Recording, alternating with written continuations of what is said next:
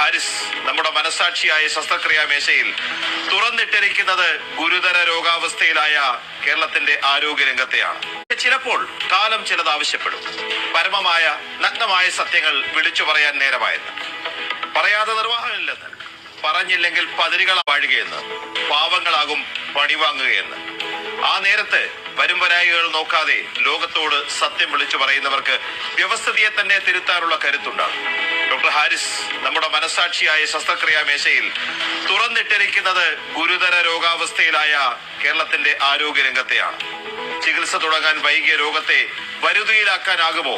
ആകണം എന്നതാണ് ഏറ്റവും പ്രധാനപ്പെട്ട കാര്യം. സത്യത്തിന് രണ്ട് രൂപമുണ്ട്, അല്ലെ? ചില സത്യങ്ങൾ വിളിച്ചു പറയണം, പക്ഷെ എല്ലാ സത്യങ്ങളും തുറന്നു പറയാനും ആവില്ല. കള്ളം പറയാതിരിക്കാം, എല്ലാ സത്യവും തുറന്നു പറയാതെയും നമുക്ക് ജീവിക്കാം. പക്ഷെ ചിലപ്പോൾ കാലം ചിലത് ആവശ്യപ്പെടും.